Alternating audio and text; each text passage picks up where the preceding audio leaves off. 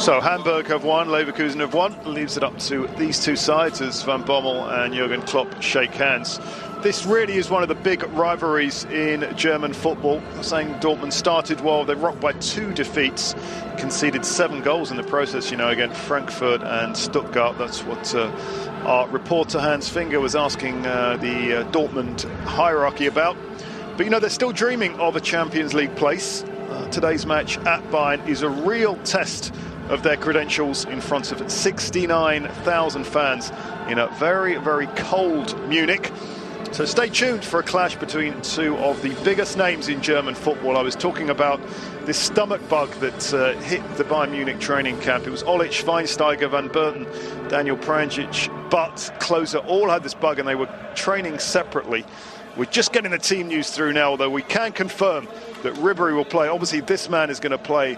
Arjen Robben has been in really wonderful form in 2010, as have Bayern Munich. They're just scoring goals for fun. They won 3-1 at Wolfsburg last week, 3-0 against Mainz, 3-2 against Bremen the week before, 2-0 against Hoffenheim, that's in 2010.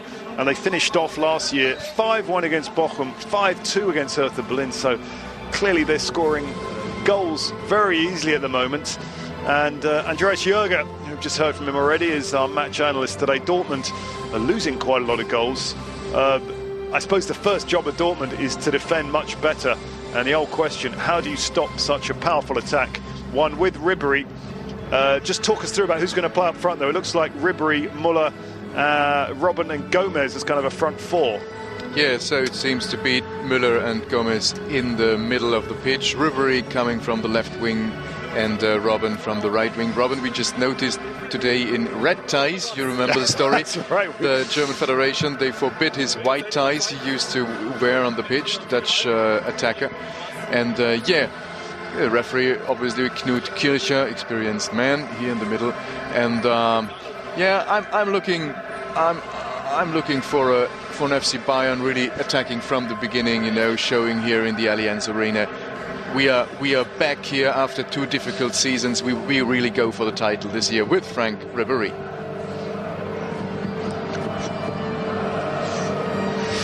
Yeah, this really is a big test, and it's a signal of just how good Dortmund are, because at the beginning of the season there were some real doubts. They started off badly, and one has to say the first match between these 2 teams, I had the pleasure of commentating that, and I have to say in the second half Dortmund were absolutely torn apart by Bayern Munich. It was 5-1.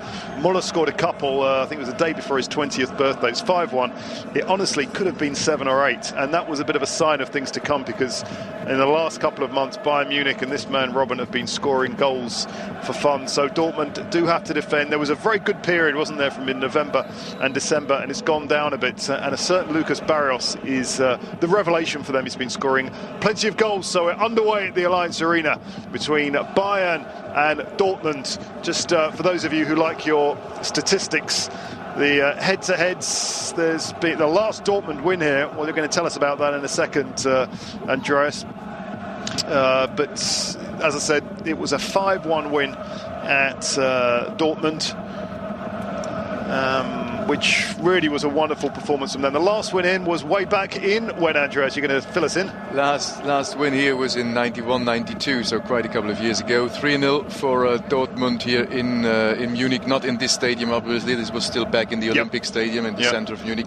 But a lot of people and myself doubt that it will be like this today, And the highest win Bayern Munich ever got at home was 11-1 in the 71-72 season, and guess who the opponent was at that time? So it was Dortmund, obviously.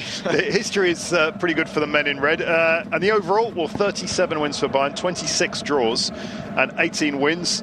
And last year, it was a 3-1 win for Bayern with Valdez, Roberto, Klose, twice in fact, the scorers. Dortmund took the lead last year very early on, but they ended up with nothing. So here we are, Dortmund, of course, in their yellow from left to right. Look out for Barrios, who's scoring plenty of goals after a very difficult start. Some people were doubting him, I have to say, myself included. I was a bit worried early on, but he scored 11 goals. No one else has scored more than 5. That's a certain Mats Hummels, the defender. Apart from that, the top scorer is 3. So they are very dependent on Barrios. That could be a problem. So Bayern Munich then. There's no Olic. We can only guess that he has that stomach bug. and they're maybe turning the team a bit before that Champions League clash. Badstuber, a surprising ever-present Badstuber. No one thought he would be playing every game. He started off in the centre of defence. Yeah, especially he's normally a centre back, and they brought him in now as a fullback, as they experiencing problems for a couple of seasons now, Bayern, on the fullbacks, especially the left back position. They brought in Bravheid, the Dutch guy, but he never plays. He's on loan now to Celtic, off and away. So, and Badstuber, you said it, started off in the middle, just went to the left side. So Lahm is on the right side. Well, Van Gaal said he couldn't drop him. He played initially because Di Michelis was injured at the start of the season. Di Michelis came back, and Di Michelis was making plenty of angry noises about not getting straight back in the side, but he did get in the side. And then we were wondering who would be left back. Would it be Peranjic or another player? Nope, it turns out to be Badstuber. So that's a good sign, a young player coming through. It's not just about big stars Bayern Munich. They have given a chance to him. And a certain Thomas Muller, who's been a real revelation. 6 goals, 17 starts. And when you're up against the likes of Olic and the other forwards, Robben, Ribéry, it's a testament to him that he's played so many games. So Dortmund are going to try and attack early on with Kuba. It's a good chance. It's Zidane, and here's a real early chance. And it's just gone wide. Oh, my word, that was a good chance from Bender. And nice piece of defensive work from Di Michelis. I think Butt was beaten there. Have a look. I think Di Michelis just puts the ball off the line, more or less. Well, you talked about the problem of the left-back position. There was certainly a problem there. He got way too much room there, didn't he? Bender with that shot as early as the 4th minute. That was, a half chance, more than a half chance. Good start from the visitors. Well, let's put it in. It's Bender again, and it's kicked off the line from Van Bommel. These are worrying times, and Frank Ribéry, his first start of 2010. What can he do? And that was good defensive work by Grosskreutz. Good start from Dortmund. Bayern were early in the season, Andreas. They were fragile in defence. I remember a game at Mainz when they defended very poorly. Yeah, Van Gaal had said this in the beginning: new system, new coach. So, and especially after the last season where they changed coach in the end, just a couple of matches from the finish line, so to speak, when Klinsmann was sacked, and they brought in Jupp Heynckes actually to secure second place. They didn't go for the title anymore. Yeah. And Van Gaal said, we have to change a couple of things. I have to know the players, so the start will be a little bit tricky. 2 months, give me 2 months. And it was true in the beginning. Oh, it's a chance, there's a mistake in Zidane. Zidane is through, but Van Berten is in. Oh, he got the ball back off Van Berten. Oh, Mohamed Zidane with a wonderful goal. He won the ball, he lost it against Van Berten, but he showed wonderful determination. He got the ball back, and just as I was expecting a clearance, Mohamed Zidane with a superb finish. Well, they started well, Andreas, and they got their reward already. Yeah, true. I mean, this is the third occasion for Dortmund since the beginning of the match. After just 6 minutes, just the chance before this was a bad defending of the goalkeeper. Well, here is not to blame. It's more Van Buiten who should have taken this ball away. Well, twice he had it. I mean, we'll look at it again. First, Van Berten should have had it here. Yeah, that he was lost bad it. defending. And then he won it again here, and he lost it a second time. But that was good awareness, wasn't it, from Zidane? Yeah, great anticipation then to get into the ball, slide into the ball. Well, what a wonderful start to this match, and a really, really good goal from Zidane. I thought he lost that ball. He showed fantastic determination. That's his 3rd goal of the season. The Egyptian international. Just from the African Cup. African Nations Cup, where, well, you never guess who won that. Egypt, of course. So a real battle have on their hands. Bayern, what a fantastic start. Good stuff from Ribéry. He was too clever for Grosskreutz. Here's Robben, poor first touch.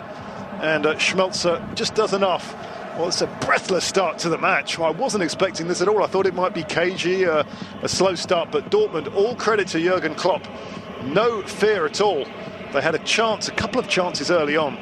And my word, Zidane, there's been a lot of talk, linking him to big clubs outside of Germany. He's a fellow who's always going with the coach, with Klopp. He was with Klopp in Mayence, then he went to Hamburg, and now he's come back. When Klopp went to Dortmund, he brought him back in. Now, they know each other well. What a really good finish that was, because he seemed to lose the ball once, and he did actually lose the ball, didn't he? But he just what he had was speed. He had some pace that Van Beek didn't really have. Van Buiten looked a little bit, not knowing what to do actually in this situation. Not just kicking the ball away twice. That's was bad defending.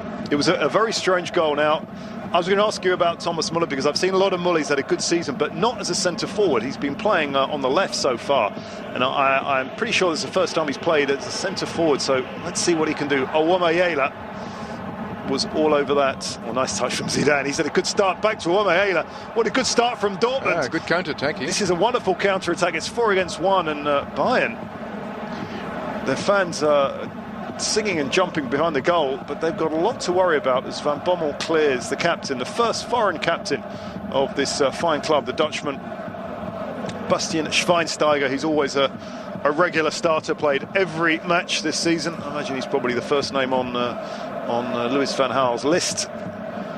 What a surprising start as well, because all the stats and the pundits said, well, this should be Bayern's to win, but they've got work to do. Ribéry beats 1, beats 2.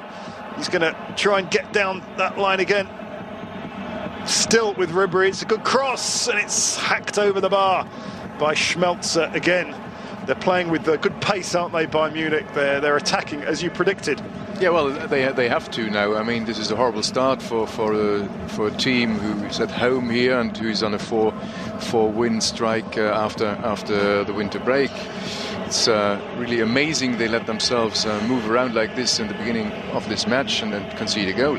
So definitely they have to come back now. They have to push forward. And he already scored 6, Van Buiten. Yeah, he's had a very good season. A bit like Hummels, isn't he? He scores a lot of goals, centre-back. What can they do from this? Nothing. I think Dortmund will clear this. They've lost their last 2 games, remember, Dortmund. Bayern have won 8 in a row in the Bundesliga. Oh, nice work again from Ribéry. That's a little bit too far, in fact, much too far. Bayern played during the week against Greuther Fürth, so it's a bit of a derby, a Bavarian derby, you could say. And it was a strange game, wasn't it, Andreas? Because they were 2-1 down. Yeah, they were 2-1 down. They won 1-0 quite early in the game. This was the quarterfinal of the Cup, you have to say. Yes, I should have made that clear. And then at half-time they were 2-1 down, and well, after the break they made the difference. Thomas Müller scored again 2 goals, the young striker, 20 years old only. You just mentioned him. But then again, they experienced some problems, and you don't know really why, because they have the quality, they have the squad. They have a good mixture these days, I think, between really experienced old foes, so to speak, and young, determined, very talented players. This Gomez, just to interrupt you, I thought Gomez was going to get through, and there's going to be a corner. It was a good tackle. It had to be a good tackle. Gomez, again, he had a tricky start after his move from Stuttgart, but he's very much settled in. So it ended up being a 6-2 win, quite easy, but a 2-1. Bayern apparently didn't play well at all in the first half and didn't deserve to be ahead after the first 45 minutes. Müller with that header, but that's a foul. And after that game, I read that Louis van Gaal was not at all happy with his side. He said they were arrogant. He said they didn't put enough effort into the game. And I saw club president Karl-Heinz Rummenigge actually praising his coach, saying that was absolutely right and terrific. After winning so many games in a row, you tend to get sloppy. Could that be a danger when you've won so many games? Yeah, just think it's easy now. I mean, the first goal just shows this, because the goal they conceded, or the goals they conceded against Greuther Fürth, team from the second division, you have to know that, was exactly the same. They were in the middle. Van Buiten, De Michelis let the ball go, nobody really focused on the ball, on the opponent, just gave space, and they conceded the goals. And even against an opponent, which you would say, well, second division, lower division, a weaker opponent, you get beaten in the end, and you get punished. So I think that's what happened here. They just didn't pay attention, and it was the third chance, a couple of chances, very early on. So that win against second division Greuther Fürth, not even one of the top teams in the second division, so that would have been a bit embarrassing. They got through that. They have a lot of work to do. Ribéry has been in determined form early on, but his side is still losing 1-0.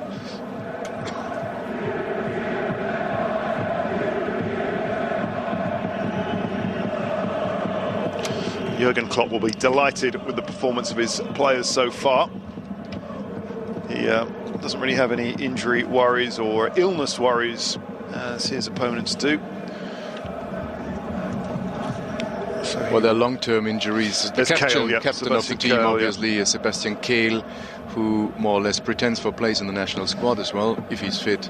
A lot of injury problems for him in the last couple of seasons.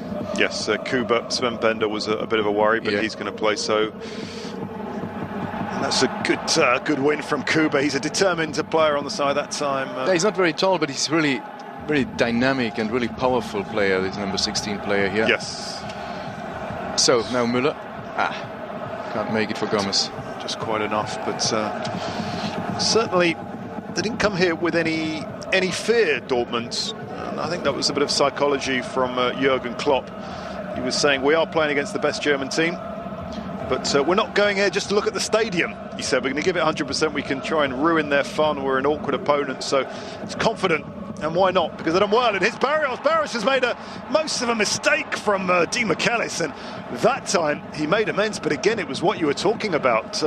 Indecision from this time. It was from Di Michelis. And the more attacks with Sahin, who's a really, really wonderful player. Sahin, he's their creative player in midfield, played every match so far. A wonderful player to watch is Sahin. I'm looking forward to seeing him again. Is Zidane, the goal scorer. Oh, and there's Sahin, back to Zidane. There's a chance again, and it's a bit desperate defending here. There's again space for the men in yellow. Cleared out. This is a worrying start. Yeah, Bayern definitely getting nervous now. Yeah, Schweinsteiger, he's the kind of player that needs to calm things down. That's a good ball. Ribéry with plenty of space on the left-hand side. Aubameyang is going to have a tough afternoon. Robben has come to the left-hand side. I think they might do that this afternoon. Robben and Ribéry will switch flanks because they can both buy on either side, can't they? Yeah, that's also a good opportunity to make the opponent unsure. Now in this situation they were playing both of them on the same side, trying to get down on the wing and then bring the ball in for Gomez, who's tall, or Müller, who's always 1 meter 86 tall. So they have a lot of options. They can keep the ball on the ground. They can bring in the centers like this now from Robben. Yep, here's Robben. He decides to go square. Lahm. This is a patient move. This one is just to play the square, go all the way back to Bad Stuber. Oh, that was a nice play from Robben. Yeah, that was good tactic. It gave them more room. Ribéry. 3 defenders around him. Kuba gets the foot in. Should be said that Aubameyang, who is one of the best Dortmund defenders, he made a bad mistake last week against Eintracht Frankfurt. He let the ball go under his foot for Meyer to score for Frankfurt in a 3-2 defeat, which was a big disappointment for Dortmund because they were hoping to win that game and be up there with their great rivals Schalke.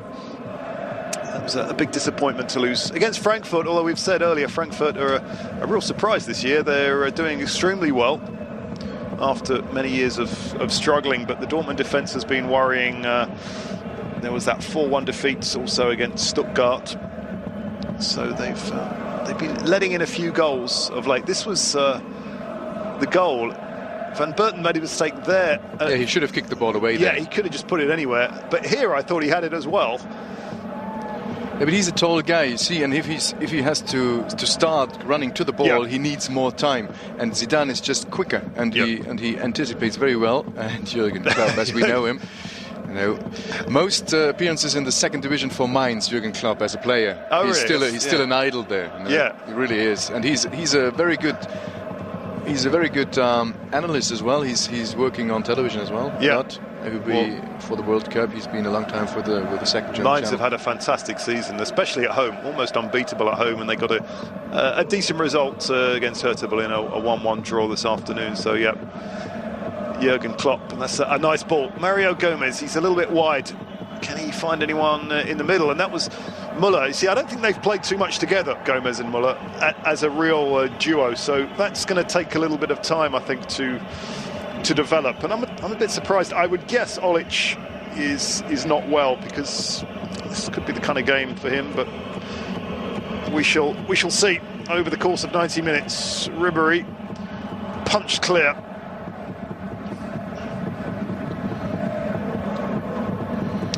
Ziegler in the goal, not Weidenfeller, who is the number 1 goalkeeper. Yeah, Weidenfeller was another one player who didn't recover from injury, but this is Ziegler's 4th match of the season, so he's got a bit of experience this term. Robin again. This one is lofted much higher towards Muller, but that's going to be a tricky one for him to win. Kuba gets in the way. Owome-Yela. Everyone's going to try and get ahead on that. Well, that's a nice header from Van Bommel to his fellow Dutchman. Muller. Excuse me, that's Schweinsteiger. He's quite happy with his role now, because he was used to play on the wings with Bayern and the national squad, and now in the national squad sometimes he showed he can play in the center of the game. He really wants to be a number 10. Yeah, Schweinsteiger, and now he's going in this position as well with the Bayern next to Van Bommel. Well, they're very, very well equipped on the wings, aren't they? Not just with Ribéry and Robben, but Muller's played there. Olic can play there. So perhaps that's his future over the next few years. But for the moment, they have to defend as Grosskreutz has a shot. And well, my word, it fell to Barrios. Grosskreutz was the man with the original shot. And again, very worrying, but dealt with that, deciding to punch it away. And it fell to Barrios. That's the last player you want the ball to come to. That goes behind. Luckily, Badstuber was there. Good awareness from the left back. Yeah, but they seem to be nervous. They lose the balls quite quickly here in midfield. And this was the big problem last season, actually. They lost the ball there, and then they were completely open in defence. Bayern conceded a lot of goals in the beginning of the season. That time, a lovely touch from Robben Van Bommel. Now, can he play the right pass? Decides to go to Ribéry. The ball in. Hummels can get rid of that. That was subtle without being too effective. Nearly 20 minutes. 1-0 to Dortmund. Well, this run from Bayern Munich, well, it has to end somewhere. You can't win forever. 11 games. All the Bayern players talk about that 4-1 winning Juventus as a kind of turning point, and since then they've just been winning match after match. Can't go on forever, and Leverkusen, for one, will be delighted if it stops here. Remember, they're 3 points behind with this game in hand. Schalke still to play on Sunday. They're not quite out of it yet. Robben. Schweinsteiger across to Van Bommel. Gomez makes a chance for himself. Mario Gomez. Oh, good stop from Ziegler. Stood up strong. Gomez made something from nothing there. That was a very good piece of play from the 35 million euro man. Barrios. Plenty of space here. Look at this. There's absolutely no defensive midfield players there. Kuba beats Badstuber way too easily. And unfortunately for him, the ball was just poorly placed. But Van Bommel and Schweinsteiger had both gone up there, which did leave the back four somewhat exposed. Yeah, it's still astonishing. I mean, at this level, a club like Bayern Munich, this is exactly the problem they experienced last season when they conceded a lot of goals like this. You know, when they lose the ball, when they're going up front. I mean, there must be some talk between the players, so that some people stay behind and just close down the space. Well, it's normally Van Bommel's role, but then he went up to try and make a goal. Gomez again, he's creating a bit of space for himself. There is Van Bommel. Robben, he's got Philip Lam outside him. He decides not to use him. Finally he does. Philip Lam, he does like to get forward. Right back, of course, this year after some years on the left. Here is Muller with the shot, but that's well saved. It actually ended up being more dangerous than I thought, and that man Thomas Muller wins his side a corner.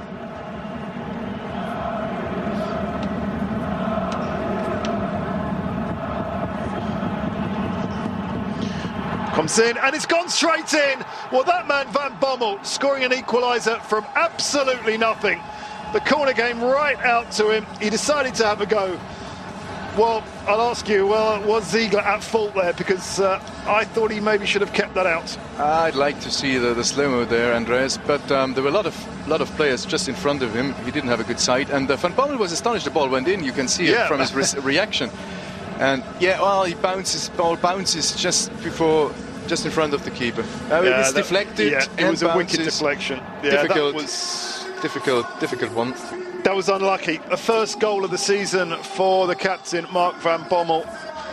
With a bit of luck, it was a heavy deflection, but they all count. And we were talking about luck earlier this afternoon. While you make your own luck, you have to try and shoot to get those deflections. It's a bit hard on Dortmund because they've started in a very, very impressive way. And now I think a lot of it is about character, Dortmund, and they have to remain very strong. because they were the better side in the opening 20 minutes. It was the first real chance for Bayern. It was barely a chance, and it crept in. So it's 1-1, and this is boiling into a really, really exciting match between Bayern and Dortmund.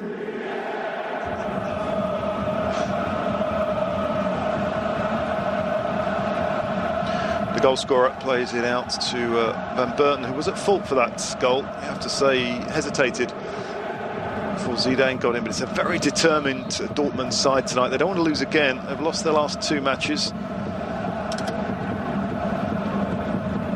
They are still up there in 5th place, although Hamburg, who were above them, did win today.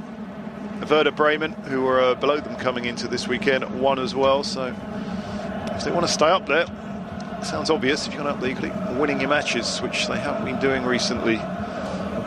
It's going to come all the way wide to Badstuber. That's good work from Kuba. And great work from Ribéry, using his 2 feet. And a very spectacular back flick from Van Bommel.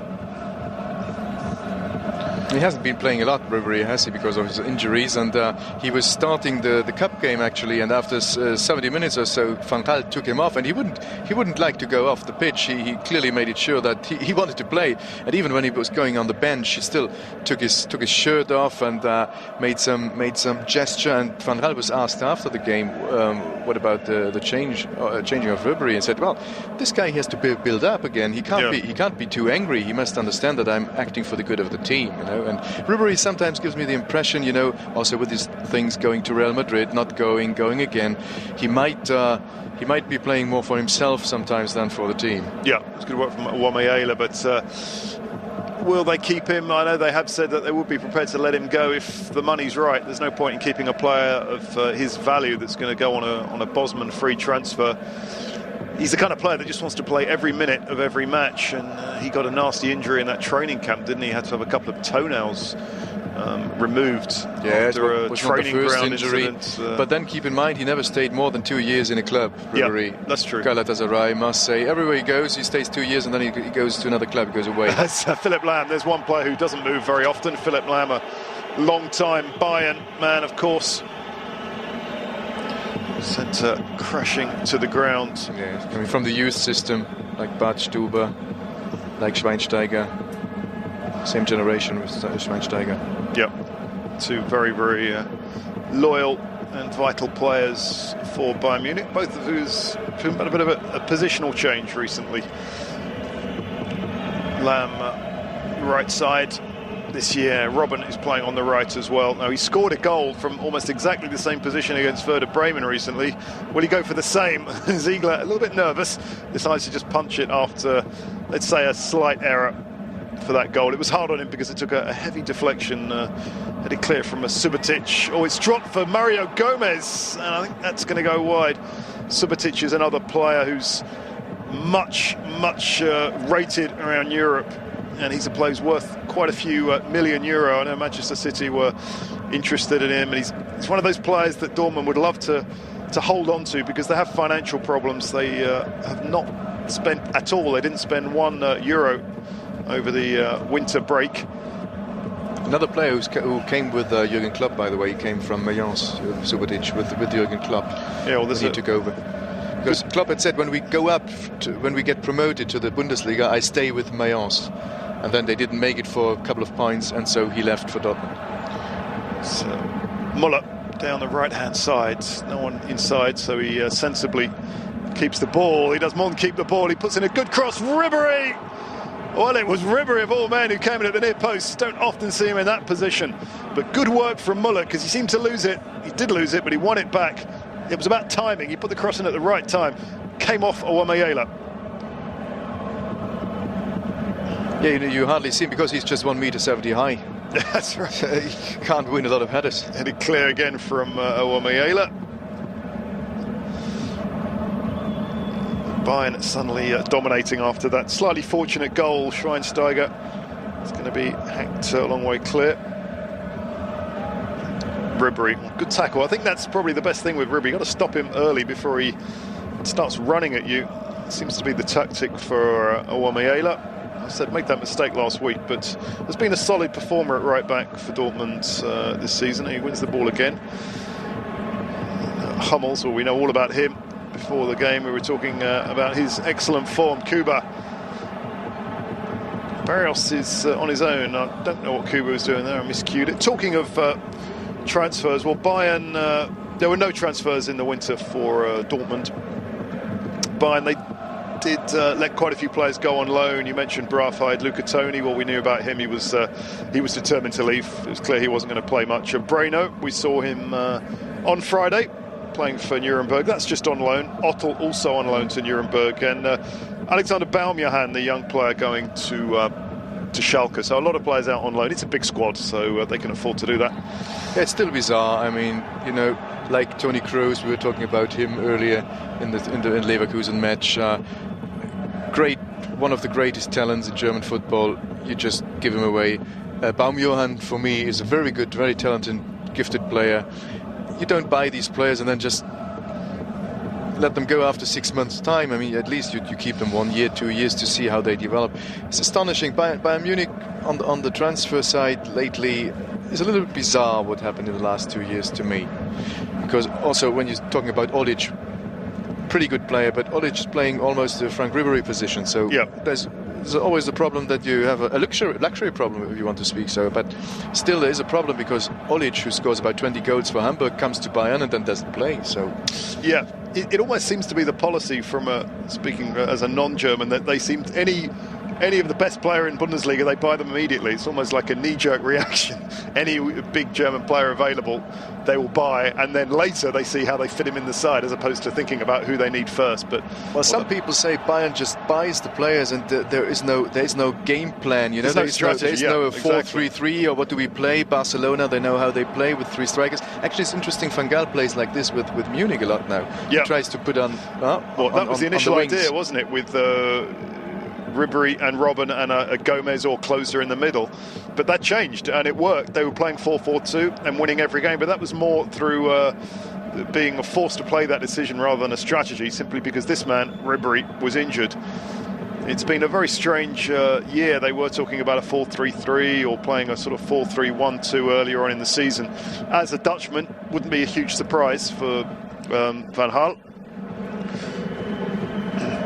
And that was a lovely piece of work. Well, that's why Robben was brought in, for those little slaloms in and out from Real Madrid. Yeah, question being, Robben and Ribery are often injured, both of them. Yes. That's a big risk. That's a big risk. They're great players, but often not available. What they say, yeah, you can have one like that, but 2 is a risk. That's why they have so many players in reserve, the likes of Muller and Olic, and Klose, who's obviously more of a centre forward. Gomez. Well, that was not subtle from Hummels, the ex-Bayern man, just kicks it into the fence. Bayern almost admitting that it was a mistake to let Hummels go.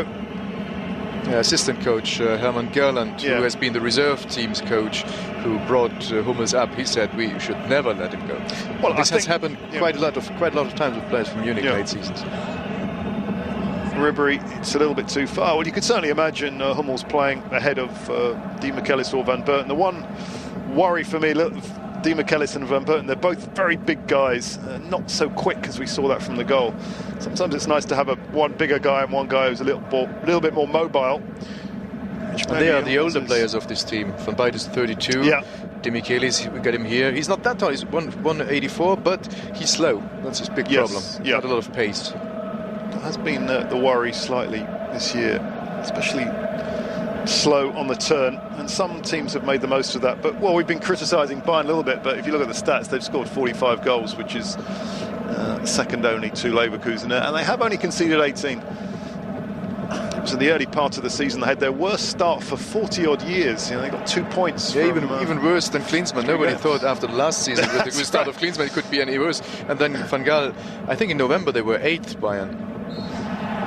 That's right, just 2 draws and then a defeat. But since then, things have turned around, and one of the turning points was the win at Dortmund.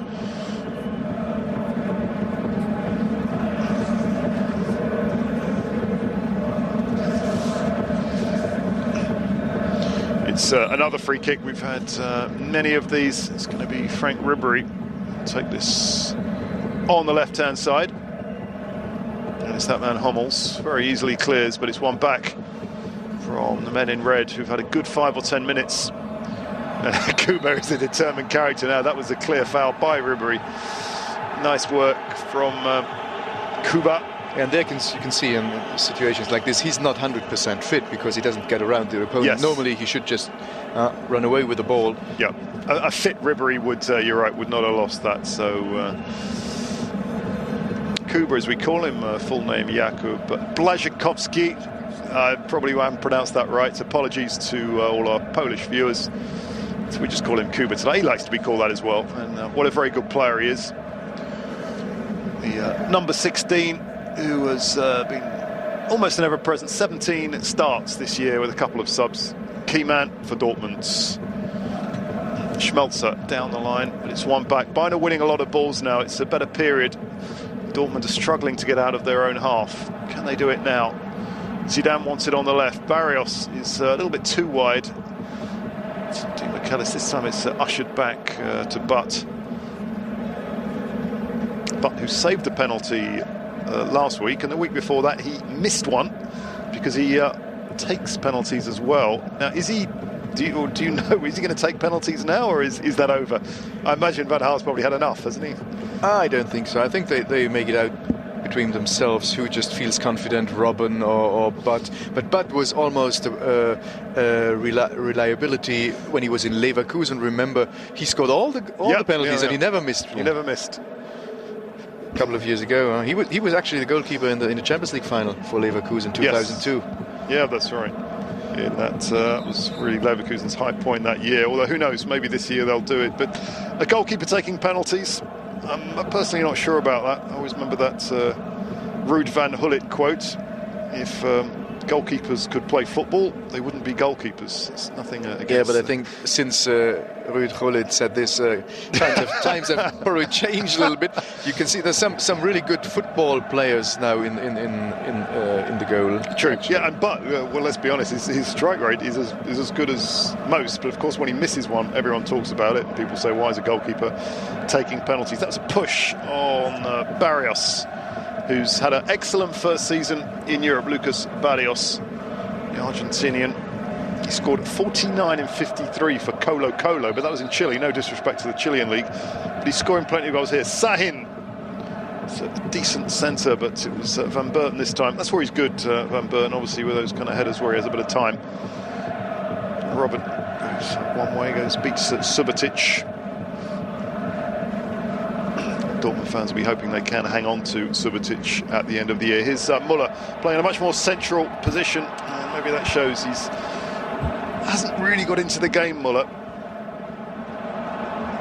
Kuba, and there's the goal scorer Zidane. A very good goal it was too. You could catch that again at half-time. We'll show you the goals, as well as the goals from all of the matches in Bundesliga today. If you like your German football, stay tuned. That was a foul from Zidane on Müller, who's coming quite deep, isn't he? He's dropping back.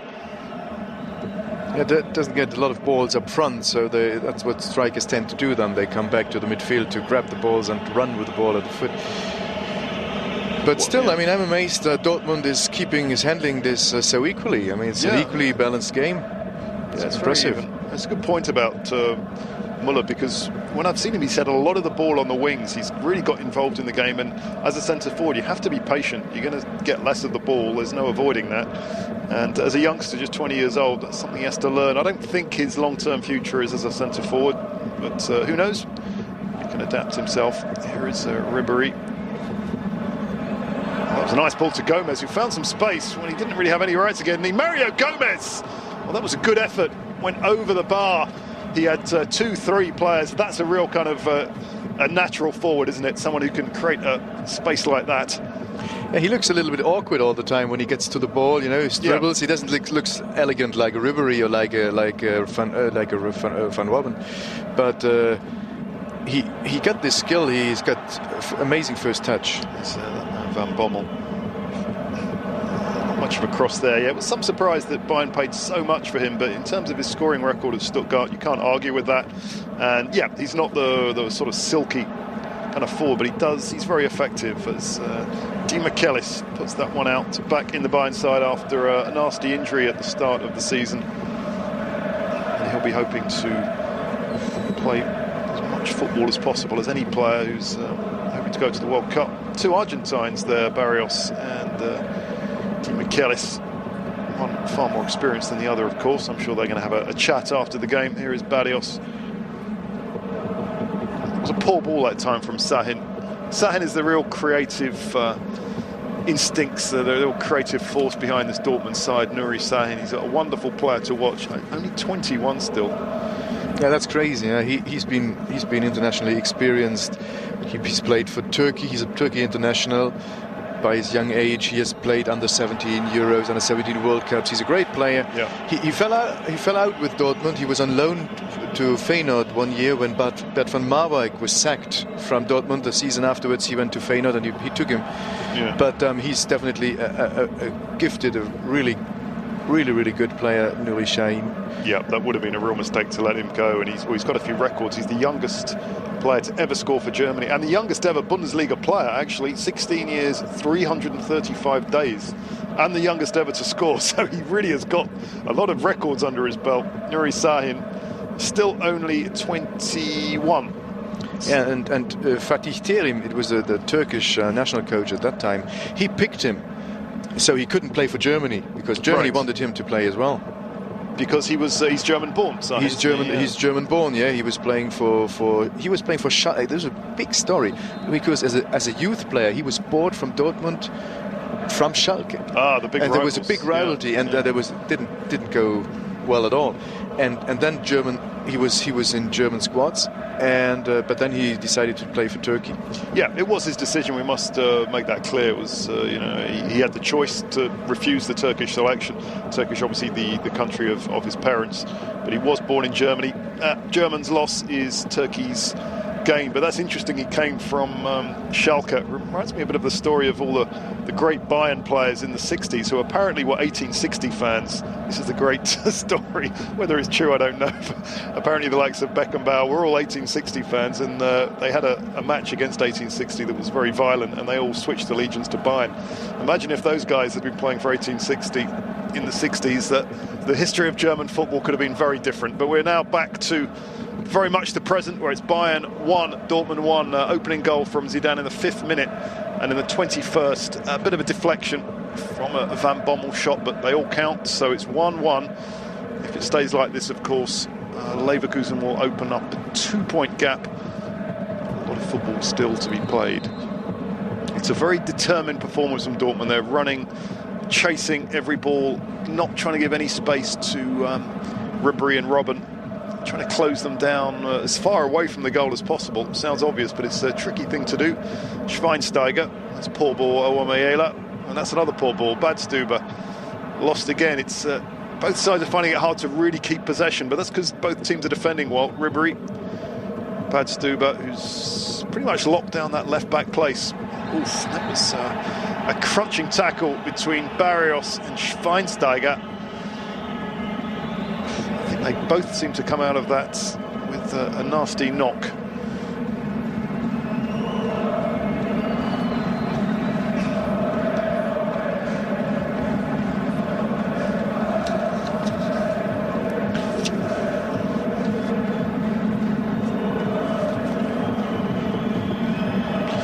There we see. Thankfully, both players okay. We talk about Sahin, who seems to have been around for a long time. He's 21. Well, even Schweinsteiger's only 25 years old, which that's pretty remarkable because he seems to have been around for years. He's, if he goes on like this, he will build up many hundreds of appearances for Bayern Munich because he's been a first choice for many years now, as he is in the German side. The ball is aimed towards Ribéry, who suddenly found himself in the middle of the pitch. But that's lost that time by Schweinsteiger. Here's Kuba. He's got quite a bit of space in front of him, but that was good recovery play from Schweinsteiger. I think he was mad at himself for losing the ball, and like a good pro, wins it back straight away. He's the vice-captain of this Bayern side behind Van Bommel. It's a nice touch through. Here is Barrios. Barrios! Good stop Good stop from Butts, and again, where was the defence? It's still not clear. Finally, Badstuber does knock it away. Yeah, but again, Van Buiten, you see, it doesn't look solid at all on these.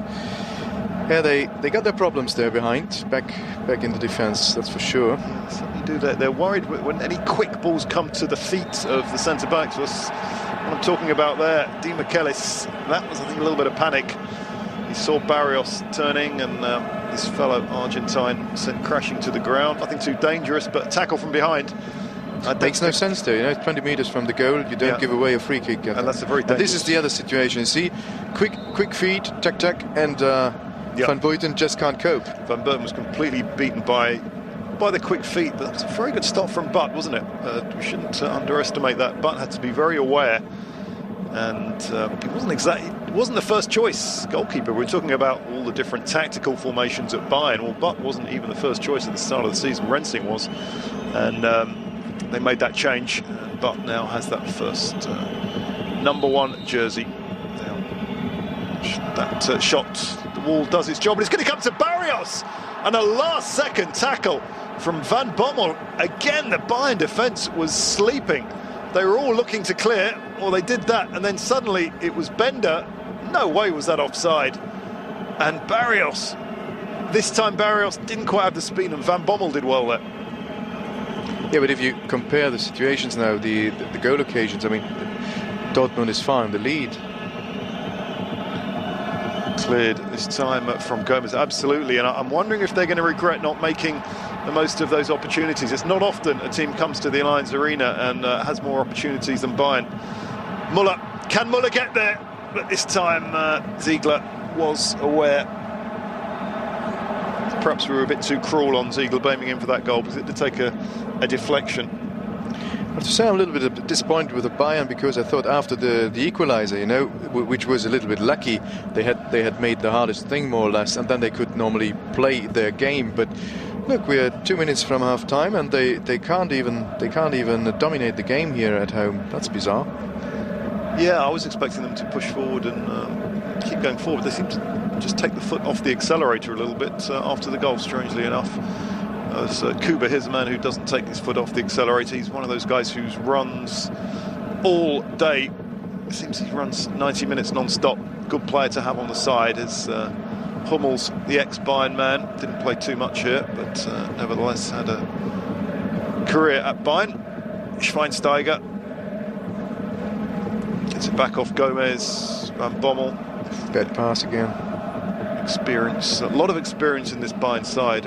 I've brought the youngsters in, but with those two centre-backs, with Van Bommel, Schweinsteiger, with those 25, has got a lot of games under his belt. It's a well-balanced side. A lot of players in all positions, just have to get it right, which they have been doing recently. 11 wins in a row, but they've got a real fight on their hands this afternoon. Zidane against Schweinsteiger rather, and this time the Bayern man wins out, and Van Bommel wins the free kick. No injury time at all. It was a really interesting first 20 minutes, and I think both teams were a little bit shocked after so many chances and the goals 1-1. It all started with Dortmund nearly scoring in the 3rd minute.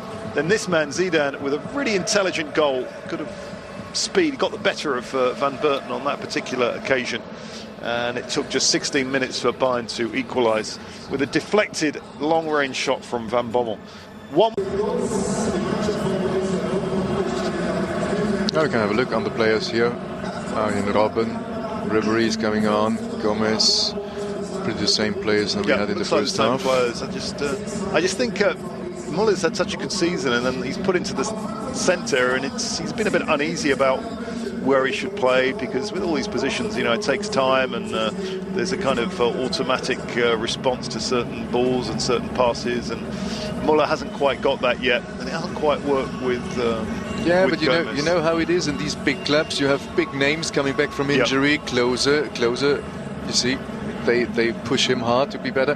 When Luca Toni was still there, I was told from some source within the club that Luca Toni, when he wouldn't play, when last season when they had the US striker, Landon Donovan, And when Donovan was playing for him or coming for him, he would go and complain with Uli Hoeneß, how can an American guy play for me? You know, that's like what it is in these clubs. So there's a lot of people involved, a lot of players and quality players. So it's always a lot of struggle to get in the squad. Yeah, that's right. I know Andreas got very good links to the club, and won't reveal too many secrets, but that's a good bit of interesting discussion from last season when Donovan was there. Obviously Donovan has left and he's now back playing in England, but that's why they call them FC Hollywood, don't they? Because the players are very quick to go to the press and complain to the press as well, which is less usual. In most clubs, players don't like running to the press too much. Bayern Munich, you see that quite a lot. Here is Lucas Barros. I'll ask you in a second, Andreas, just to tell us who's on the substitutes bench to see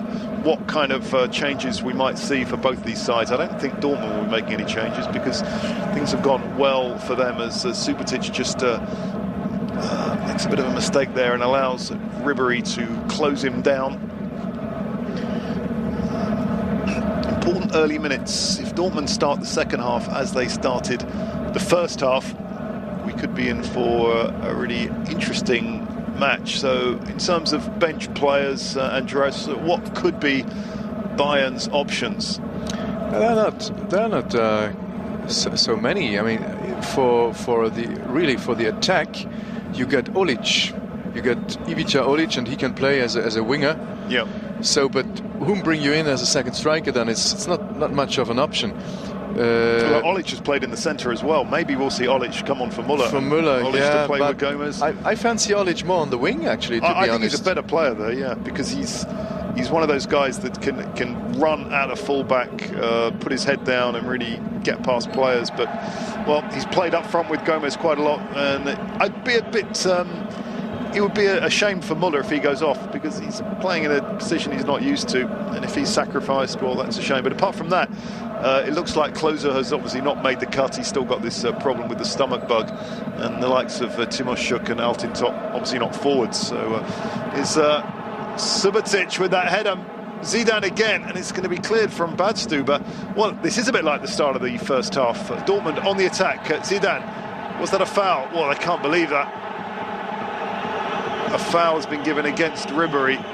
Kuba said, what? There's nothing in that at all. Kuba and Ribéry have had a few little tussles so far.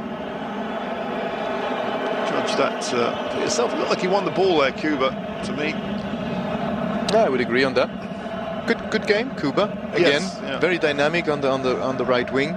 No, we're talking about Robben, Ribéry, the wingers, but the best at the moment is this man with the number 16, the Polish player from Dortmund. Yeah, I think he's got a good argument to be the man of the match so far. He's had a very, very good game, hasn't he? And Zidane probably as well for that excellent goal. It's been a real problem for Van Berten and Di Michelis. I think he still will be in these last 50 minutes. Benda saw his brother earlier this afternoon for Leverkusen getting through. Sven and Lars, two youngsters. Both of them have been playing actually for 1816, not far from here, yes, from Allianz Arena with the other Munich club. That's right, they share this stadium. And for fans of Bundesliga 2, don't forget to tune in on Monday, because apart from 5 Bundesliga matches Friday, Saturday and Sunday, we'll have a Bundesliga match every Monday. If 5 matches is not enough for you, I did commentate the last match on Monday in 1860. Munich were very, very poor. They lost to Rot-Weiss Aalen in a pretty empty Allianz Arena, I must say. It certainly wasn't full as it is today. Things are not going at all well for 1860. They are going well for the men in red, although they've got work to do. Robben, that was a lovely little jink of the hips, still Arjen Robben, but he's on his left foot. He needs to cut in, and it's a throw-in finally. That's exactly the kind of move they need to stop. Lamb all the way across to Schweinsteiger. That's nice. They've switched flanks there in the blink of an eye. Ribéry against Aubameyang. So far, Aubameyang's done okay, and well, there's another example. Didn't let him get past him. Oh, but that's how it's lost by Kuba. One back again. That's been the pattern of the match. No one has really kept the ball for very long. It's gone from red to yellow and yellow to red.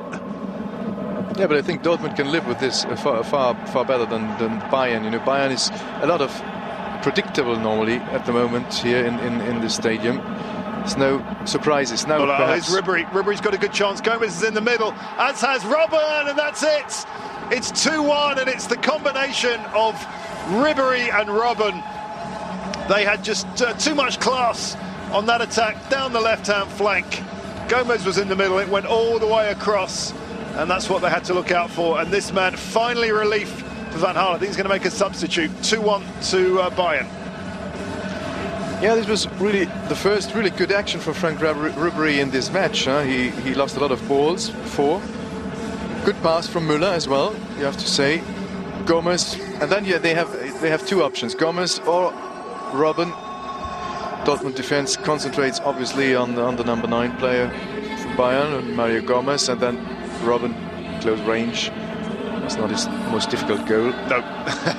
But it was a nice vision from Ribery to put it between the legs of the defender. So, well, I think relief more than anything else. It's been a struggle, you know, this afternoon for Bayern Munich. And well, Jurgen Klopp, I don't think he was happy about the foul on Zidane earlier. Now, Jurgen Klopp has to be careful because he's smiling there, but we've seen him this season already get himself into some trouble and be sent off into the stands, that kind of thing. This is where he has to show his managerial talent. He is a great young talent, Jurgen Klopp.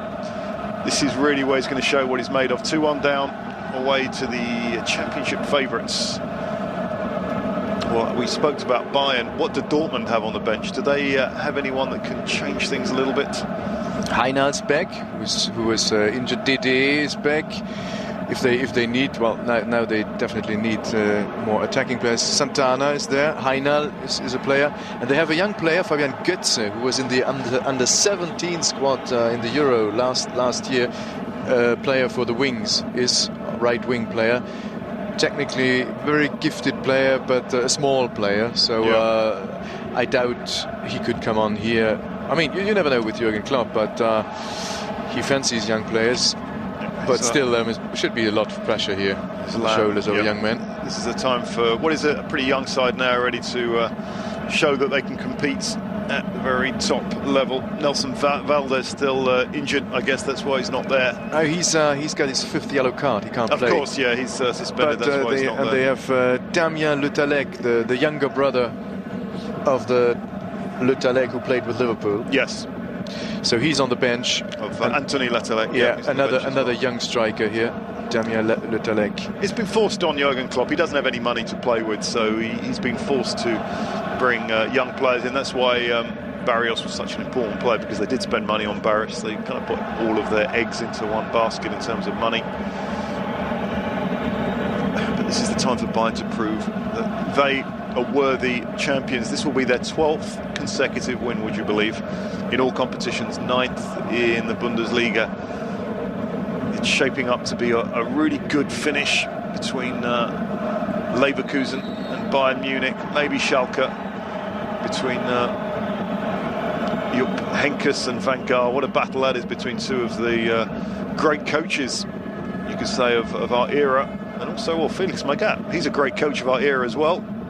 He's always writing off Schalke's chances, though, isn't he? He's never once said. But that's a strategy. He did last year. He did the same with Wolfsburg, you know, till five games from the end when they were up front, and then nobody could catch them anymore.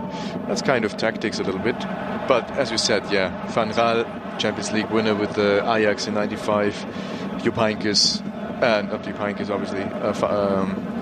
Van Gaal. Van Gaal, yeah, who won the Champions League, and Heynckes with Leverkusen, who won it with Real Madrid in '98. Yeah. Three very, very experienced coaches. If you add up the number of matches they've coached over the years, it must be definitely over 1,000, probably a couple of thousand. They're all coming towards the end of their career, we could say.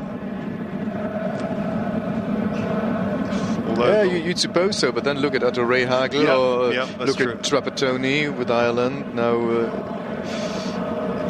that's right. Some people just get these reputations and these experiences, so they still interesting. Well, certainly Magath, he's just gone from wherever he's gone. Wolfsburg, and now he's brought a lot of success. And Felix Magath started out to be a big coach with Bayern when he won 2 doubles in a row. Yeah. 05-06. Before he was more like a fireman. They brought him in, but he never stayed very long with the club. Felix Magath. Now he's got another reputation, obviously. Sahin, it's high and long. I think it's a bit too high, but he does very well there. Does Hans-Jörg Butt, who made a good save, a very good save in the first half from Barrios. Maybe we'll see that at the end of the match. Look at that, really flighted very high, but dipped back in, and Hummels would absolutely love to score a goal here, wouldn't he? So he scored 5 this season. If there is one problem with Dortmund, it's they don't really have anyone to help Barrios score. Here's Ribery against Subotic. Beats him. Lovely touch from but it was a bit too clever for Ribery. Ribery was never going to get through Subotic, who is a very big guy. Yeah, more than 1.90 m. Yeah, 1.90 m against the more diminutive Ribery. Actually came to Germany as a youngster, Serbian born. He had to leave because his visa ran out. Could have played for the USA, wants to live in the USA. Very much a player in demand. He's one of those guys who a lot of big European clubs are looking at, Subotic. And Zidane won that header from Di Michelis. Had no right to win that. Getting well above the big Argentine. I mean, given the game, given the match up to this point, you really have to give credit to Dortmund, even if they won the 2 down now, because look at the centre backs, for example, 21 years old. Yeah, both of them. I mean, young squad, talented squad, perhaps not the big experience, but 1-2 years. And if they stay together, that's always a big problem. What fits Leverkusen perhaps well this season, because they've been together now for 2-3 years. Most of the players, so this can be the important point in the end. Ribery. Yeah, it's a big if, because as you say, if you look at that side, what's interesting to me is the young players are like the spine of the side. Hummels, Subotic in defence, Sahin, Bender, Barrios through the middle. They're all young players. It's a big if, though, because it's always the problem with Dortmund. It's a huge club, but they don't have any money. And if they do really well, there's no doubt someone's going to come in and put a lot of money on the table for the likes of Subotic or certainly Sahin. If they can keep them together, I agree with you. I think they could have a very good side in 2 or 3 years. And if they can keep Klopp, of course. Zidane down the left. Zidane against Di Michelis. That time the Argentine gets the better of the Egyptian. A very cosmopolitan pitch, as you'd expect that, with Dutchmen, Argentines, Egyptians, different nationalities represented here.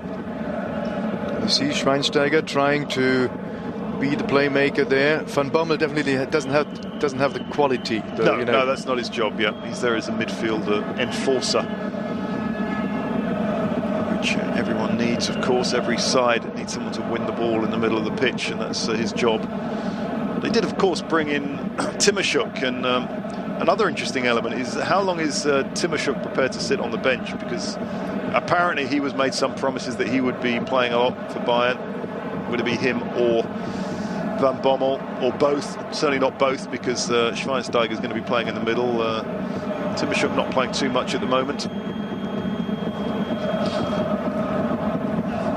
Nice ball from Subotic, and it didn't quite work there between Barrios and Zidane.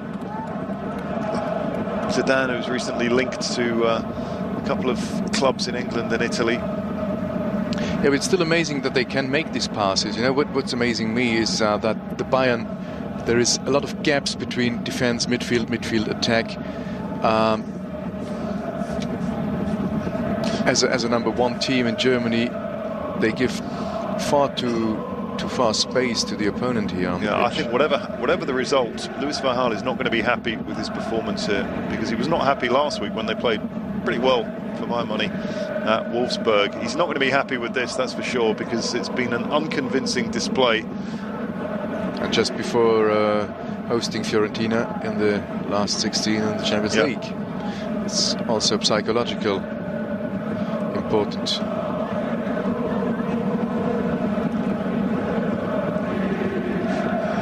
Ball is at the feet of Di Michelis.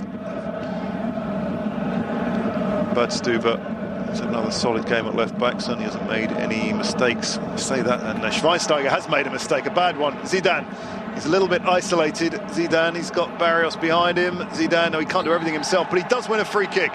So that was good work from the Egyptian, and the mistake there was from Schweinsteiger. He knows it, doesn't he?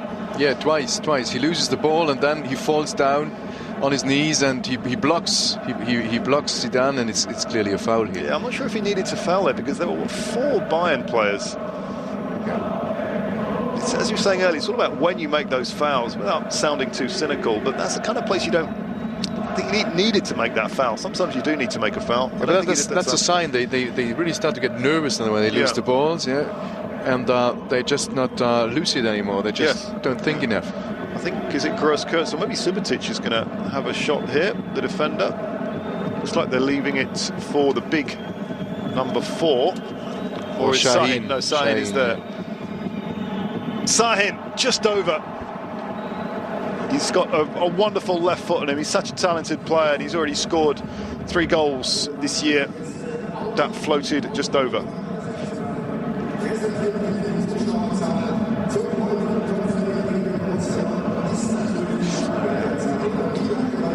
I mean, if Dortmund do push forward and get into the top 3 or 4, Andreas' view, if they had to pick 2 or 3 players that they had to keep, a bit like Wolfsburg, they had to keep Dzeko, who would they really want to keep, you think?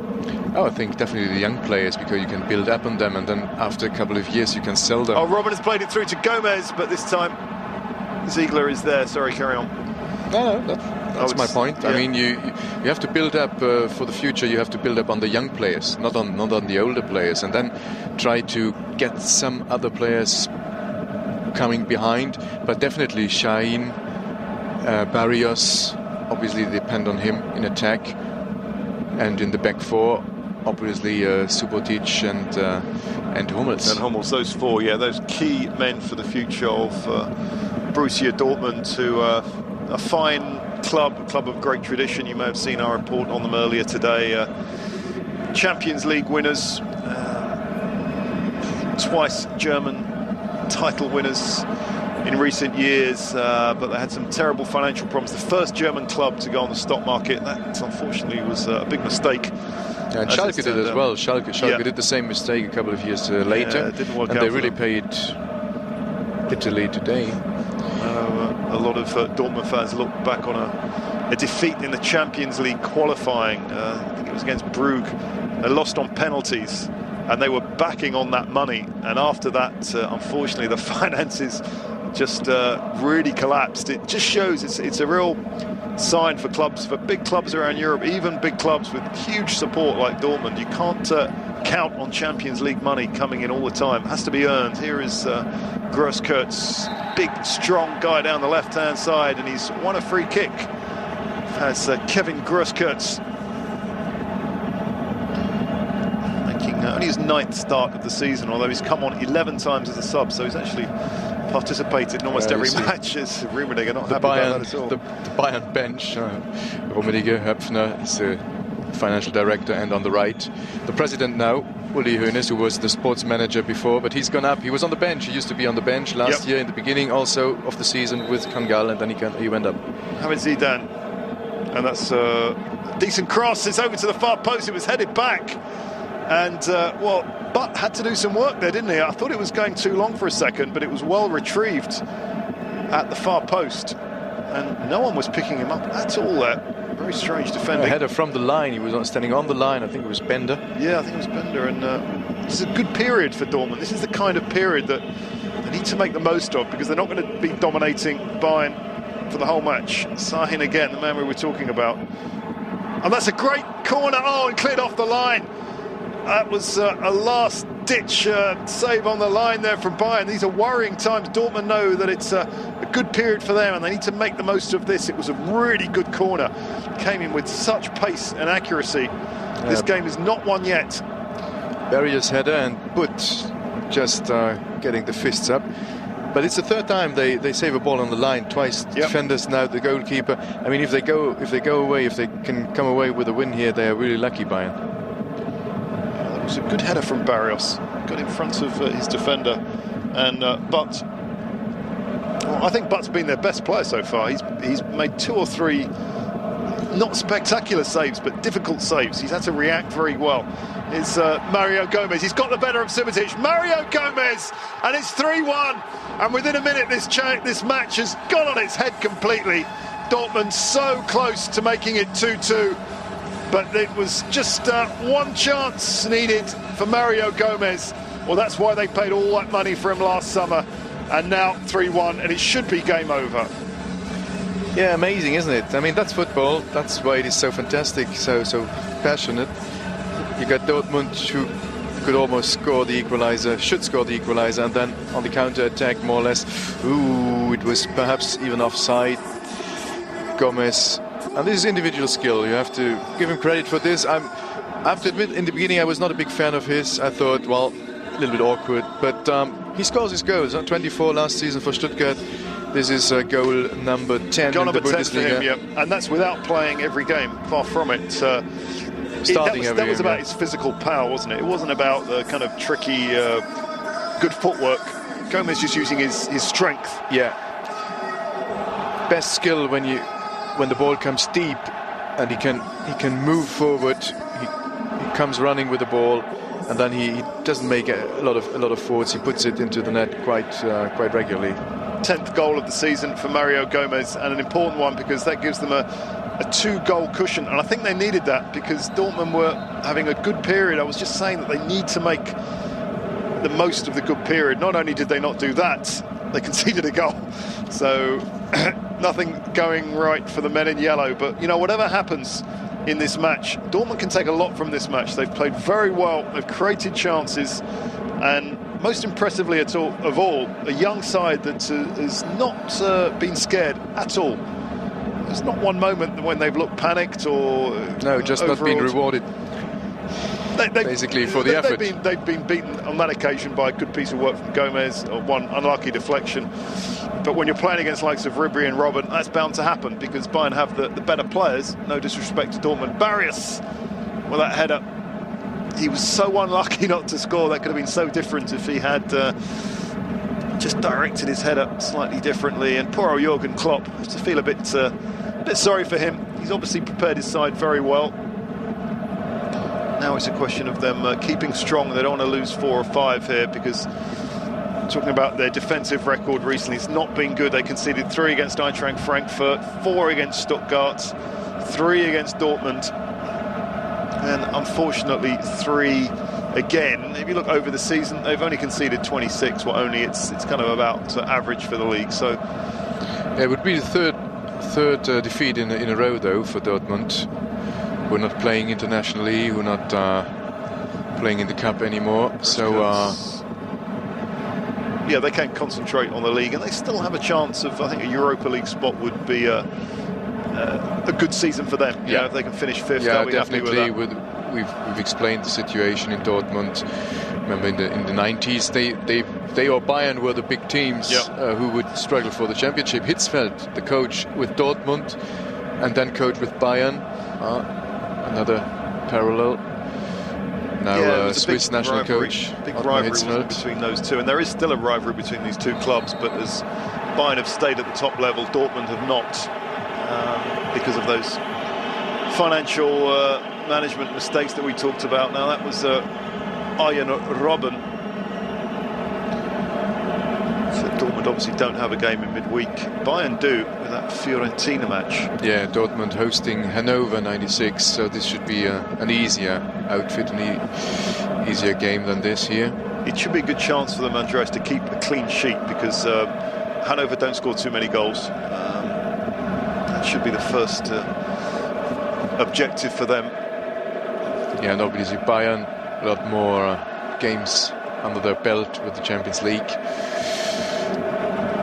This was the big game, the 4-1 they had in Juve when they had to win. Now Olic will come on. We see him. And looking ahead, they have some winnable games, don't they, Bayern Munich after that? Well, there's a Bavarian derby next week when they go to Nuremberg. It's always a tricky one. Always a tricky one. Then they host Hamburg. It's a clear match. That's a championship up at the top. And then they go to Cologne. Well, never know with Cologne. They have had a disappointing season up to now.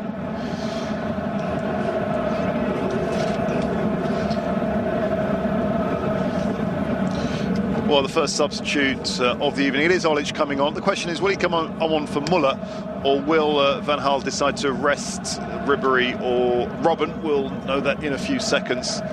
I go for Ribéry, definitely. We have a look if he's complaining again. Yeah, as I was going to say that. I'd like to see the look on Ribéry's face if he's taken off, because he's just created a goal. Frank Ribéry, but he's got to be patient. He's coming back from a lot of injuries. He's barely played this year. Bastian Schweinsteiger. Muller plays it straight to Grosskurtz. He's a huge character, isn't he? Big man, Grosskurtz, physically very strong. And he gives a little kick to Ribéry, but Ribéry does well. 20 minutes to play. I think the 3 points going to the home side, but as we said, Dortmund can take a lot from this. They've never been second best. It's just the key points, the key moments have not gone their way. This man's had a difficult afternoon, Di Michelis. Yeah, as he had in the cup. I mean, he's clearly coming back from injury. He needs a couple of matches to be 100% fit. Match against Fiorentina, interesting. Fiorentina won their group, of course, but most people think Bayern the favourites. We bet them easily last year in the Champions League group. That's right. Twice 2 wins against Fiorentina. I think Bayern certainly think they can win that. Winning the Champions League is maybe a tall order, though one never knows, but they certainly think they can get to the semis this year. And so we have a look. Yeah, Ribéry is going off. Well, you were right, I was wrong. Yeah, I thought it might be Muller, but let's see how Ribéry reacts to this. Well, the German director is very cleverly not showing Ribéry. Here he is. Well, he's not showing too much emotion. Maybe he's accepted that he can't play 90 minutes of every game. A few whistles around the Alliance Arena, because he's a very popular player, isn't he, Frank Ribéry? They do love him around here. So yeah. Ribéry off, and Olic, well, he's a very good player to bring on, and I imagine Olic will just go down the left-hand side. It's post for post. Oh, and there's even a smile on both faces. So is this for the cameras or is this for true? We never know. But obviously they had a talk after the last game. Yeah, that's right. I think Rummenigge will be pleased that there's certainly nothing on the pitch to suggest any discontent. Oh, lovely touch from Olic. That's a really beautiful first touch of the ball. Yeah. Yesterday we saw a goal of a first touch from Friend and an assist from a first touch from Matt Moore. I've never seen two subs make such an instant impact. It was quite remarkable, that game, and unlucky for Nuremberg. Borussia Mönchengladbach, another wonderful name, of course, from the past German history, but they still think they can have a good future ahead of them, and they won 2-1 last night. First German club to win the UEFA Cup.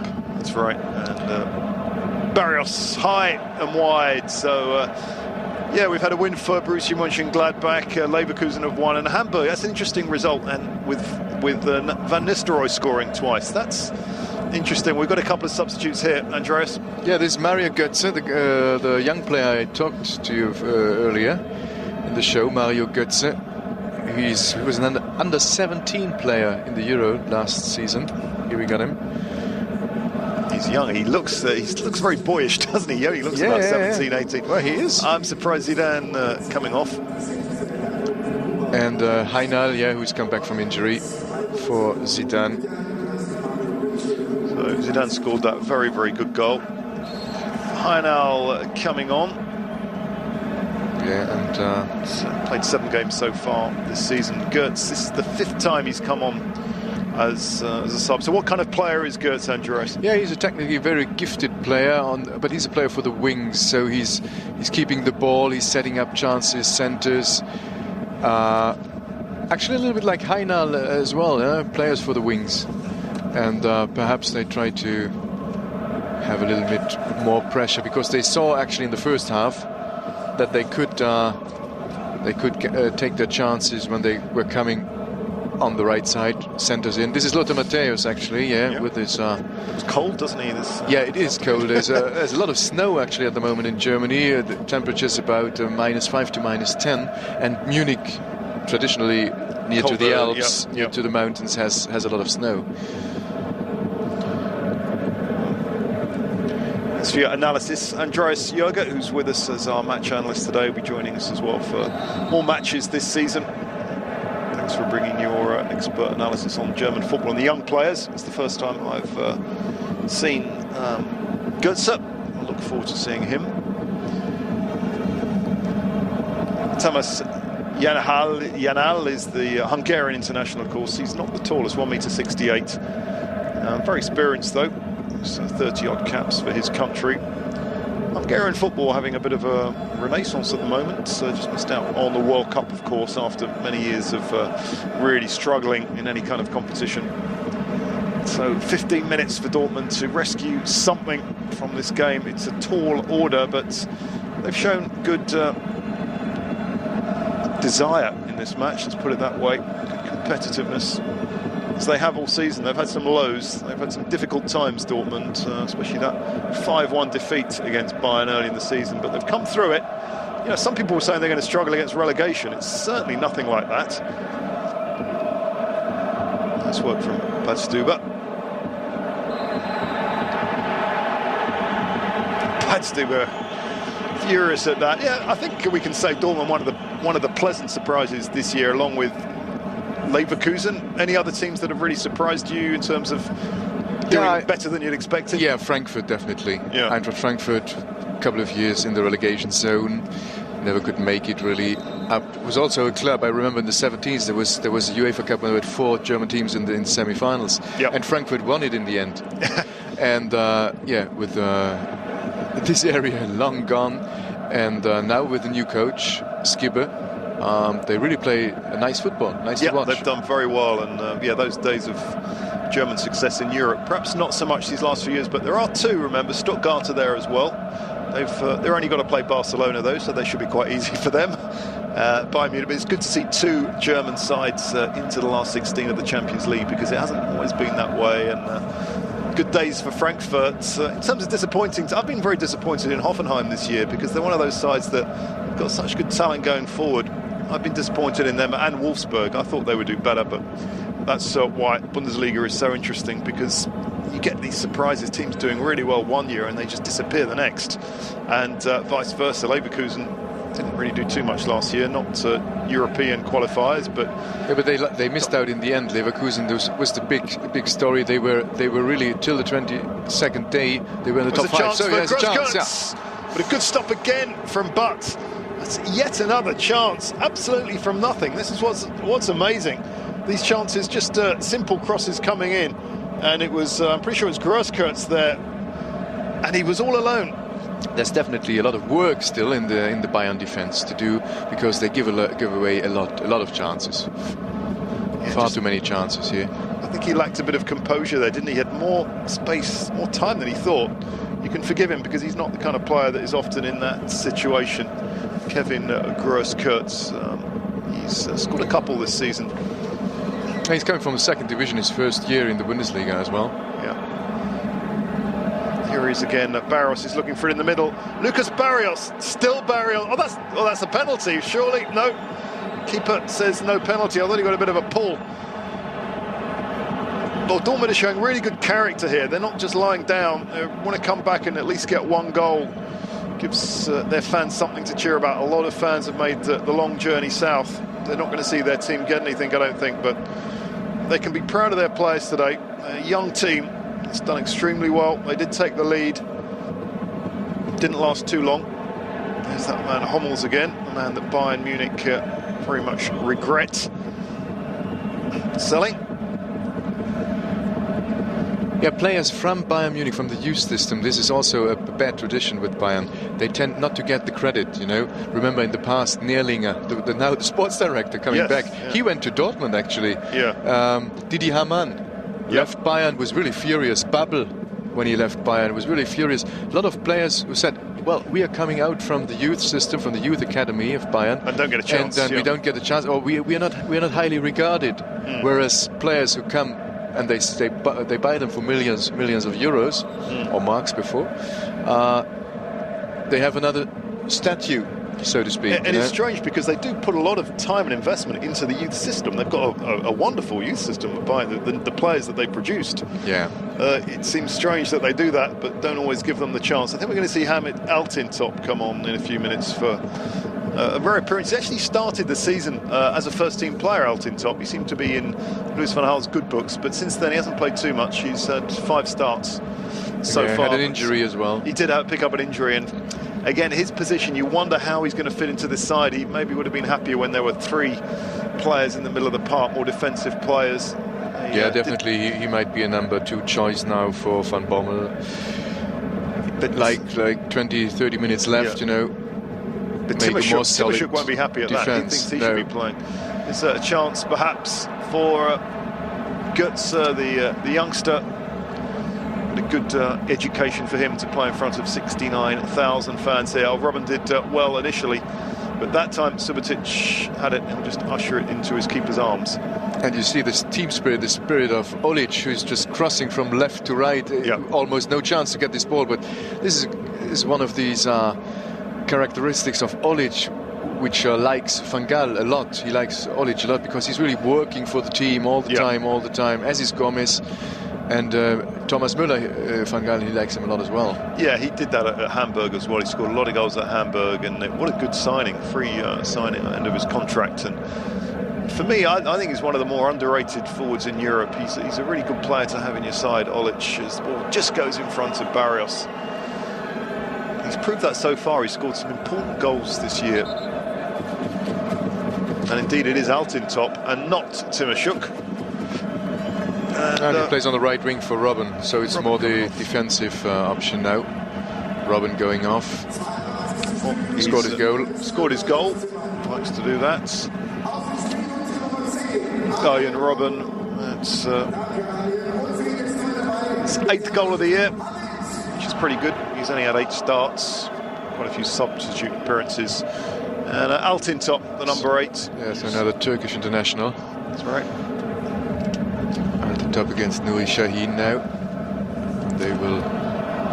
They will meet each other on the right side of the pitch. Altintop, 26 years old. He's been around for a few years, more than 100 games at Schalke. He's another one of those guys who's got a lot of football ahead of him, even though he seems to have been around for many years, and a good player for Bayern to have on the bench. One of those players that's going to have to be happy to be on the bench, because he's not going to be starting many games for FC Bayern unless there's a huge injury crisis.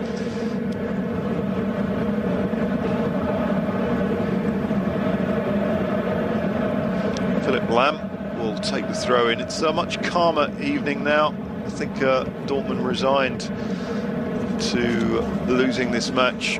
Bayern probably relieved 3-1. It's a bit flattering, that scoreline. Yeah, but I mean, they know 8 minutes to go in Munich, 2 goals down, that they won't make it. Well, remember last season, even I remember Bielefeld scoring 2 goals in the last 8 minutes here, making it 3-3. Yep. But well, I doubt it. I doubt it actually will happen here again. Yeah, Bielefeld, a couple of goals that wasn't enough to save their skin there.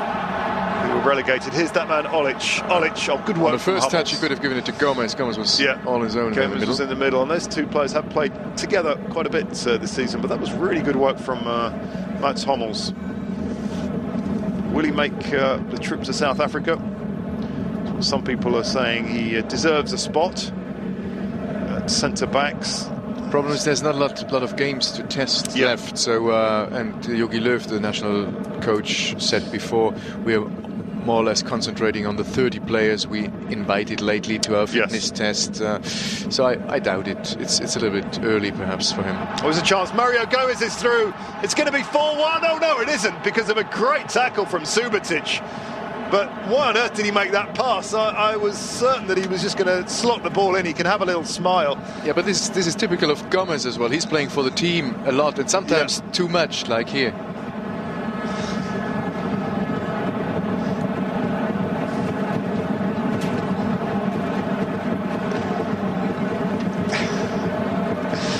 Karl-Heinz Rummenigge making a face there, you know, a striker, prolific striker for Bayern in the past. I was going to say, I think if he'd have had that chance in his career, he wouldn't have been passing it backwards.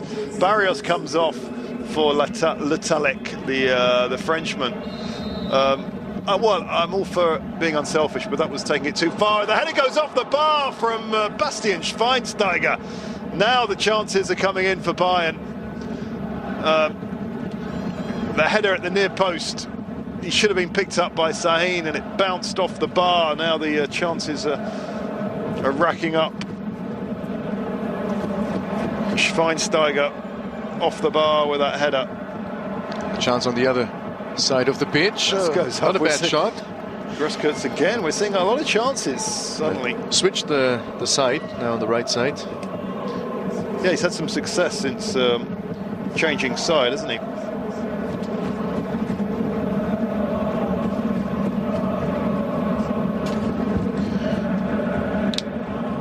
(3-1), 5 minutes to play. It's going to be 3 points. And the good news is that Bayern have made a goal up on Leverkusen, even though they're still level on points. The difference is virtually nothing now, isn't it? It's just one goal. So nothing between Leverkusen and Bayern. So Muller, I think he seems happier down one flank, left or right.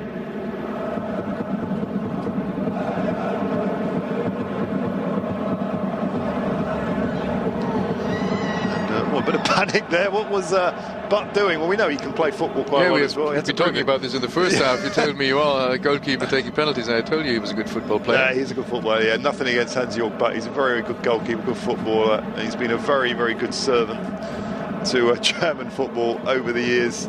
Some people were writing him off, weren't they, at the beginning of the season?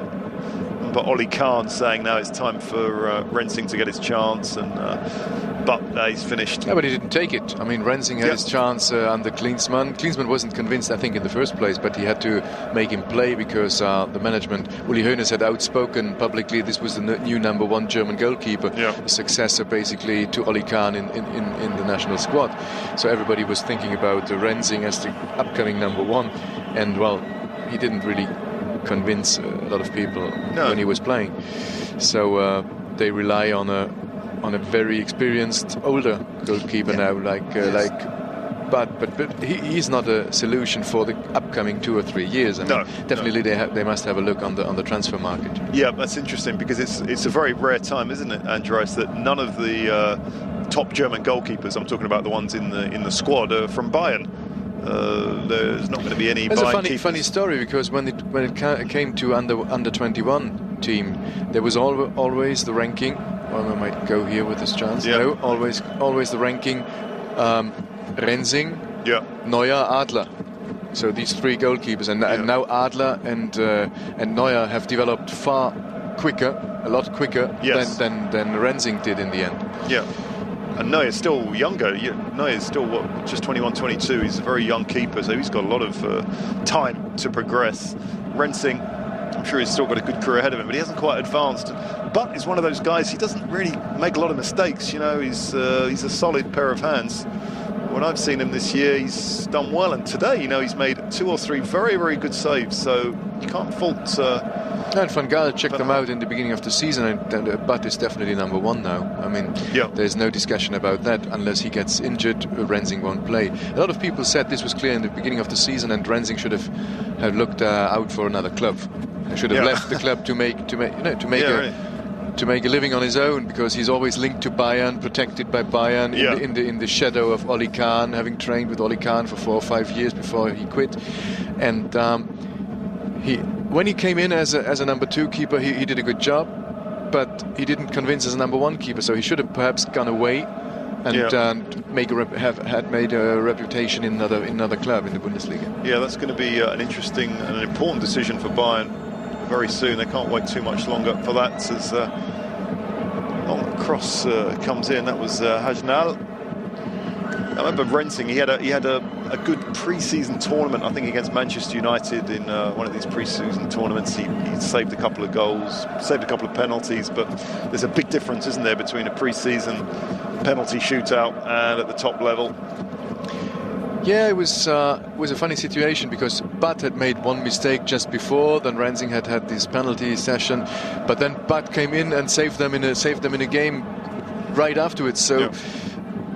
It's difficult. I mean, goalkeeper situation is that, I think that's for sure. It's not far from being ideal with Bayern Munich at the moment. No, because every team wants the same goalkeeper. They don't even want a discussion about it, do they? The best teams, they always have a guy who's a number one and a guy who's a number two, and there's not too much discussion about it. And there clearly is a discussion at Bayern, because we've been talking about it for the last few minutes as Van Bommel goes crashing to the ground. It's going to be 3 points for Bayern Munich as perhaps they launch one final attack with Altintop, Badstuber, just a couple of minutes left. Bommel left. Well, it could be a successful year for Bayern again. They are in for the title race. They are in the semi-final of the cup. They are going to Schalke to see Felix Magath again, their former coach, who was very pleased with the draw. Nadine Angerer, the coach, the goalkeeper of the German female squad, took the draw. Oh, right, and Felix Magath was present, and he was really pleased and said, really, thank you for that. I want to see them again. Well, so attacking on 3 fronts, Bayern Munich. And they've certainly got the squad to do it. They have a lot of players, especially in the forward positions. There's nothing lacking there. Perhaps in defence they might worry about that. I think it takes another couple of years till they can really compete in Europe. I don't see them winning a Champions League, to be honest. It's too many problems still. Look at the defence. Götze, and that was again a good stop from that man. From Butts, we were talking about another chance. They're creating a lot of chances, even at this very, very late stage. The Talak, Butt needed to be aware. It's all over. So your final thought, who would you say was your man of the match this afternoon from either side, Andreas? Who's impressed you? For a long period of time, Kuba Błaszczykowski, the Polish player for Dortmund. And Bayern, well, Robin having a good match for me. And Butt, obviously, the goalkeeper, saved them on several occasions. Yeah, was solid. I think a solid display, but not really convincing in the end of Bayern Munich. They can play better football. They were lacking pace a little bit, what Jürgen Klinsmann wanted to start, what Van Gaal also wants, playing the ball quickly down the field, not playing wide, but playing up front. And I think they have to work on this. Still I've seen them play better in recent weeks, especially at Werder Bremen and at Wolfsburg. That's it. It's over. It's 3-1. It's 3 more points for Bayern. And the title race is still very much tight and alive between Bayern and Leverkusen. They've both won today. You've seen both of those matches on Eurosport 2 as the 2 Turkish players have a little chat there. I'm sure Altintop has a word of consolation for Sahin. We're going to see a lot more of Sahin over the years. Great talent. A big smile on the face of captain Mark Van Bommel. He knows it was a tough task. And Hummels, he's come back to his old ground. Losing this time, I'm sure he's going to come back again with more success. It's another win for Bayern. They have such a good record against Dortmund over the years. They haven't lost since 1992 season. It's going to be yet another year before they do lose, because it's finished 3-1 to Bayern Munich.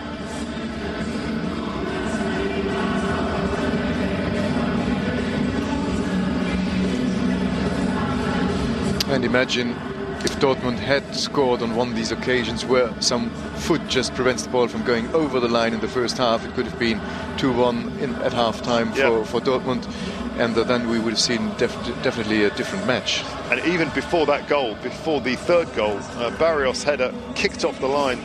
I think this man, Jürgen Klopp, he's going to be telling his players, well done, they've had a good game. Young players, it's not a time to be criticising them. And a little chat there between Zidane and Olic. They know each other pretty well as well. We're going to try and get a couple of interviews with some of the key players, so stay with us with all the reaction from